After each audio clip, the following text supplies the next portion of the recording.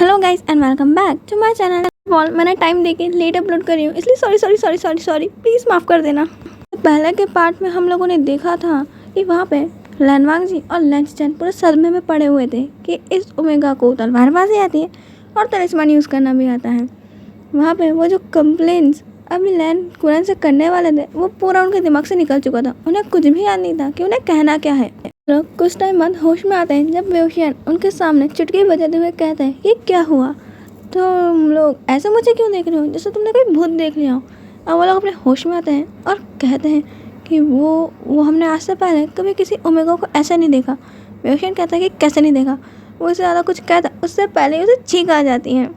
वो अपनी नाक को रब करते हुए कहता है कि ओहो मैं लगता है अपनी एक और रोब पहन के आता तो वो सही रहता। वहाँ पे लैन कुरैन कहते हैं कि वही मैंने कितने बार कहा है कि ऐसे मत घुमा करो, लग गई ना सर्दी, इसलिए कहा था कि 9 बजे के बाद यहाँ से बाहर नहीं निकलना। ये जंग क्लैन नहीं है जहाँ पे मौसम हमेशा तुम्हारी पसंद का रहेगा। ये क्लैन भी अलग है और यहाँ का मौसम भी तुमसे अलग है। मालूम है यहाँ पे बर्फ़ गिरती रहती है और कितनी सर्दी होती है, तुम्हें अपना ध्यान रखना चाहिए। और देखो ऐसे घूम रहे हो। लैन कुरैन अब अपनी सीट पे जो उनका एक ऊपर के लेयर वाला कोट रखा हुआ था उसे लाते हैं और वेओशियन को पूरा उसमें रैप कर देते हैं और उसे अच्छे से ढकते हुए कहते हैं कि ये लो इसे पहन लो, ये थोड़ा वार्म है, तुम्हें इसे अच्छा लगेगा और मैं तुम्हें सूप बना के देता हूँ, उसे पी के जाना। तुम रुको मैं भी बना के लाता हूँ और उसे वहीं बैठा देते हैं। यहाँ पे वेओशियन की इतनी केयर होता देख उन लोगों को बहुत बड़ा सदमा लगा था। वांग जी और लैंचचैन का तो हाल ऐसा था कि जग से जग टूटा कोई सपना, जग सुना सुना लागे। वही आज तक हमारे अंकल ने हमारे लिए नहीं किया। ये है कौन जिसके लिए इतना सब कुछ हो रहा है। वहाँ पे लैंचचैन को तो पता का ना था कि आफ्टर ऑल ये ओमेगा है क्या चीज़। क्या ये कोई ऐसा बीस्ट है जो बहुत ज़्यादा ही पावरफुल है या फिर कुछ और, मुझे जानना है कि ये क्या है। लैनवांग जी तो वेओशियन को कहता है कि अगर इतने ही कमज़ोर हो तो बाहर आते ही क्यों हो, और ऐसा है तो अपने क्लैन में क्यों नहीं रुके, बाहर घूम ही क्यों रहे हो। कुछ कहता उससे पहले ही डोर ओपन होता है और अब जियांग चैंग अंदर आते हुए कहता है कि तुम होते कौन हो। मेरे भाई को ये बताने वाला है कि उसे कहाँ होना चाहिए और कहाँ नहीं होना चाहिए। भले उसकी बॉडी वीक है और उसकी तबीयत ख़राब रहती है, बट इससे हमें कभी कोई प्रॉब्लम नहीं हुई, ना हमें कोई परेशानी है उसकी केयर करने में। और मेरा भाई जहाँ जाना चाहे वहाँ जाएगा और उसको केयर करने के लिए हम लोग तो वहीं जाएंगे। तुम्हें जो करना है वो करो। चैंग ये बोलते बोलते आगे आ रहा था और वेओशियन का फोरहेड पे हाथ रख के चेक करता है कि कहीं उसे बुखार तो नहीं हो गया। वहाँ पे जियांग चैंग कहता है कि वही कितने बार कहा है अपनी मेडिसिन टाइम पे लिया करो, भूल गए ना फिर से मेडिसिन, चलो चुपचाप मेडिसिन लो, रूम में चलो तुम। वहाँ पे वेओशियन कहता है कि अंकल ने कहा है कि वो सूप ला रहे हैं। वहाँ पे जियांग चैंग कहता है कि ठीक है हम थोड़ी देर वेट करते हैं, उसके बाद तुम रूम में चलोगे और शांति से सोओगे। मालूम है सिद्धि तुम्हें ढूंढ रही थी, हम सब तुम्हें ढूंढ ढूंढ के थक गए और मालूम है यहाँ कितनी ठंड है, अगर तुम्हें कुछ हो जाएगा। और ये दोनों कौन है। वेओशियन कहता है मुझे नहीं पता ये लोग कौन है, पता नहीं कब से मुझसे बकवास किए जा रहे हैं, मैं तो उन्हें जानता भी नहीं हूँ। वेओशियन के बालों में हाथ फहराता है और उसे अंकल की चेयर पर जाकर बैठा देता है। वहाँ पे आज तक लैंचचैन या लैनवांग जी ने हिम्मत नहीं करी लैन कुरैन की सीट पर जाकर बैठने की, और यहाँ पे जियांग चैंग ने वेओशियन को बैठा दिया और उसे बैठाने के बाद उसके फोरहेड की मसाज करने लग गया था और कह रहा था कि मालूम है ना ऐसे फालतू लोगों से बातें नहीं करते और अभी तुम उन्हें अपनी तबीयत ख़राब कर लोगे। कितने बार कहा है कि इतनी मस्ती मत किया करो, देखो मदर से थोड़ी देर के लिए दूर आए नहीं और तुम्हारी शैतानियाँ चालू हो गई। जियांग चैंग बिल्कुल वेओशियन को मदर की तरह डांट रहा था और वहाँ पे लैंचचैन की तो आंखें जियांग चैंग पर अटक गई थी। उनकी आंखों तो ब्लिंक करना है ये भी कोई जाके बताए। वहाँ पे लैंचचैन बस उसे देख के मुस्कुराए ही जा रहे थे और बस उनके चेहरे से मुस्कुराहट जाने का नाम ही नहीं ले रही थी। और लैंचचैन को ऐसा मुस्कुराते थे लैनवांग जी जब उनसे कह रहा था कि भाई देखो ये ओमेगा में कितना सारा गुस्सा है, ये दोनों के दोनों ओमेगा कौन से क्लैन से आए हैं, ऊपर से देखो कितना ज़्यादा बकवास करते हैं। बड़े यहाँ पर लैंचचैन तो कुछ सुन ही नहीं रहे। जियांग चैंग की आवाज़ कोयल से भी ज़्यादा मीठी लग रही थी और इतनी प्यारी आवाज़ सुनते सुनते जियांग चैंग की लैंचचैन पता नहीं कब इतने खो गए कि उन्हें मालूम ही नहीं चला कि उनके बाजू में खड़ा लैनवांग जी भी उनसे कुछ कह रहा है। लैनवांग जी भाई की तरफ देखता है, वहाँ देखता है कि लैंचचैन ने शायद कुछ सुना भी नहीं और बस वो मुस्कुराए जाने जियांग चैंग को देख कर, और उनकी आंखें भाई उन बस जियांग चैंग को जाके टिक गई हैं। और लैनवांग जी उनकी आंखों के सामने से हाथ फेरता है तब भी उन्हें कुछ नहीं दिखता। बस जियांग चैंग को देखने के लिए लैन सिचेन अपनी मुंडी थोड़ी साइड करते हैं और उसे वापस देखने लगते हैं। वहाँ पे अब लैन कुरैन आते हैं सूप की ट्रे लेकर और लैन वांगजी लैन सिचेन को पीठ में बाजू में चिमटी लेकर जगाता है कि भैया होश में आ जाओ, अंकल आ गए। लैन सिचेन होश में आते हैं और अपना गला साफ करते हुए कहते हैं, क्या हुआ वांगजी, तुम कुछ कह रहे थे? वहाँ पे लैन वांगजी कहते हैं, कुछ नहीं ब्रदर, बस मैं तो कह रहा था कि अंकल आ गए। वहाँ पे अब लैन कुरैन जाते हैं, वेओशान को सूप देते हैं। उसे सूप देने का वेओशान जब पीने वाला था, लैन कुरैन उसके हाथ में मारते हुए कहते हैं, सूप गर्म है, ठंडा करके पियो। वेओशान कहता है कि हाँ। फिर वो फूंक मारने लगता है और ऐसी फूंक मारता है कि चम्मच का सूप सारा ही उसके कपड़ों पे गिर जाता है। जियांग जैंग अपना सर पकड़ लेता है और कहता है कि मदर ने देखो बिगाड़ के रखा है, उन्हें देखो सूप बिना हाथ से नहीं पिलाना चाहिए, कुछ भी नहीं आता ढंग से, तू कुछ भी ढंग से नहीं कर सकता, इतनी मिस्टेक कौन करता है, ट्रबल मेकर कहीं का।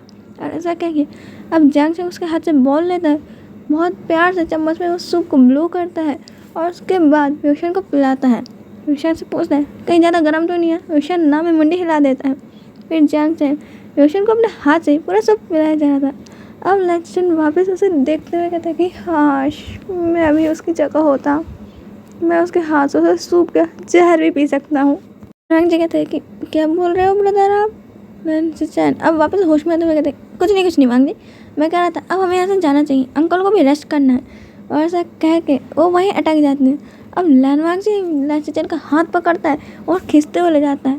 अब लैन सिचेन बस पीछे मुड़ के जियांग जैंग को घूरे जा रहे थे।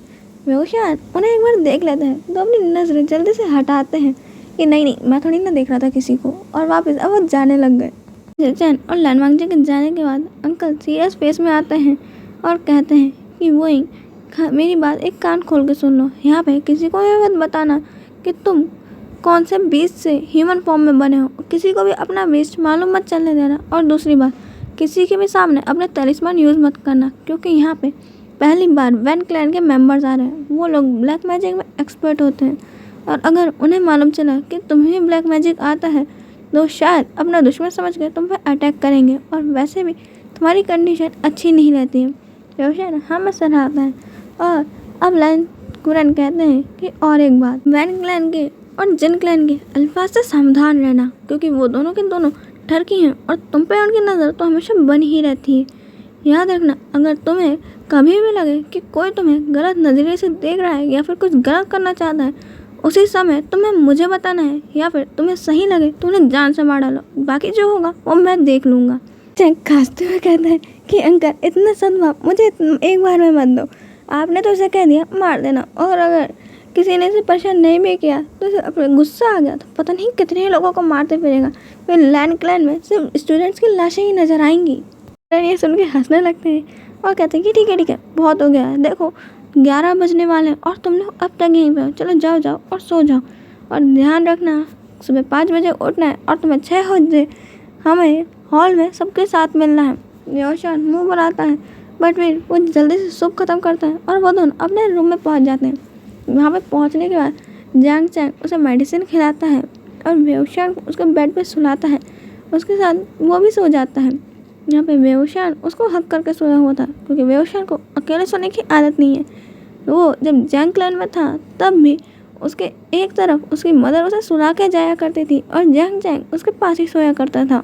ये खूबसूरत रात स्टार्ट ही हुई देख के इतनी जल्दी सुबह हो गई। वहाँ पे जियांग जैंग उठ गया था और बहुत मेहनत कर रहा था वेओशान को उठाने के लिए।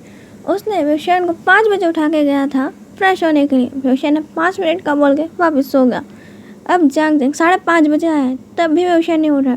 जियांग जैंग की बहुत मेहनत के बाद वेओशान उठता है और आँख मलते मलते वॉशरूम पहुँचता है, फ्रेश होता है। फ्रेश होने के बाद भी बहुत स्लीपी था।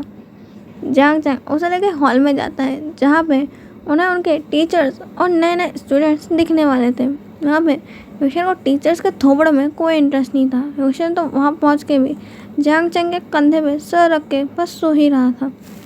वहाँ पे अब हर क्लैन के स्टूडेंट को अपना इंट्रोडक्शन देना था। पहले नी क्लैन से निहोसन जाता है जो लैन सिचेन और लैन कुरैन को अपना गिफ्ट भी देता है, और उसके बाद जिन क्लैन जाता है। जिन क्लैन के बाद मो क्लैन, और अब जियांग क्लैन की बारी थी कि तभी बीच में टपक पड़ते हैं वैन क्लैन वाले और अपना इंट्रोडक्शन देना स्टार्ट कर देते हैं। ये सुन के तो वेओशान और जियांग जैंग को अलग गुस्सा चढ़ रहा था।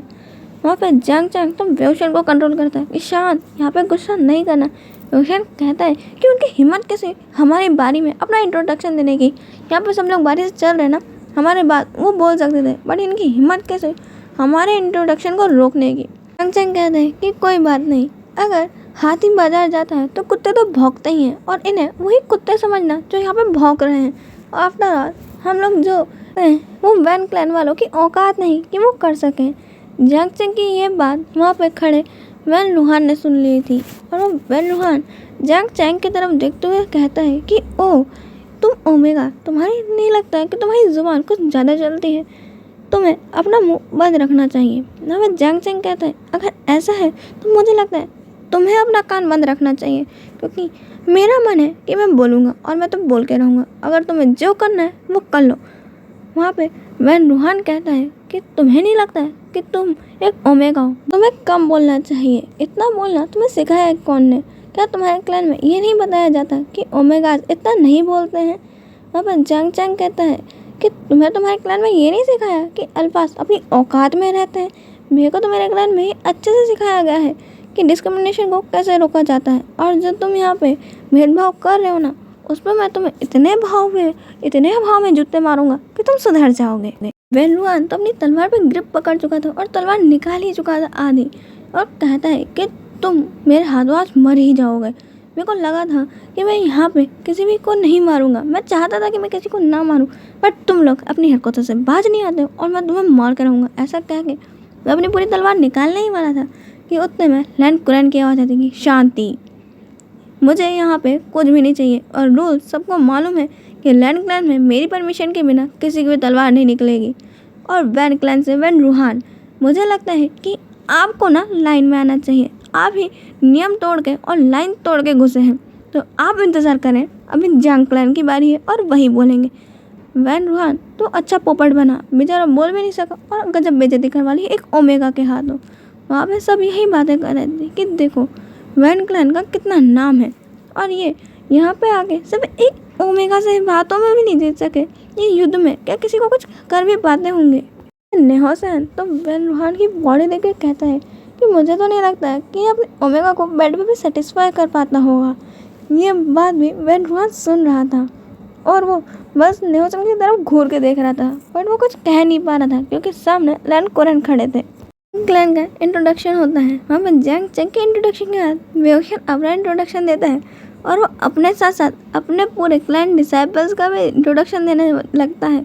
और जब इंट्रोडक्शन ख़त्म होने लगता है तो वेओशन अब अपना गिफ्ट मंगाता है, और वो एक नहीं पूरे 10 गिफ्ट मंगाता है और एक एक गिफ्ट की खूबियाँ बताने लगता है। वेओशन जानबूझ के और ज़्यादा टाइम ले रहा था कि वैन क्लैन वालों को और इंतज़ार करना पड़े। उनका इंट्रोडक्शन आधे घंटे में ख़त्म हो गया था, बट वेओशन ने जानबूझ के 3 घंटे का अपना इंट्रोडक्शन दिया और अपने गिफ्ट्स का।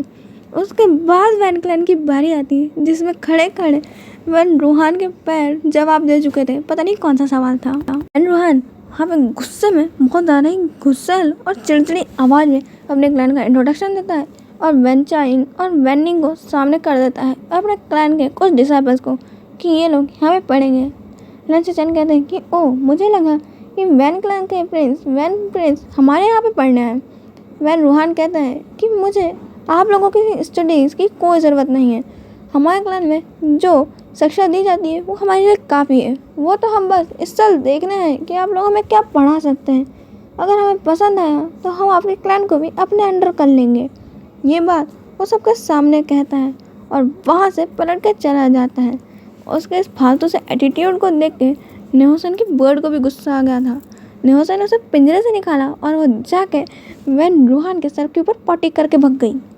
इन्हीं के बाद सबकी हंसी निकल गई थी और वैन लुहान का गुस्सा और भी ज़्यादा बढ़ गया था। वो तो बस पैर पटकते हुए वहाँ से निकल गया अपना करेले जैसी शक्ल लेकर। आज के लिए इतना ही, हम मिलेंगे नेक्स्ट पार्ट में। बाय।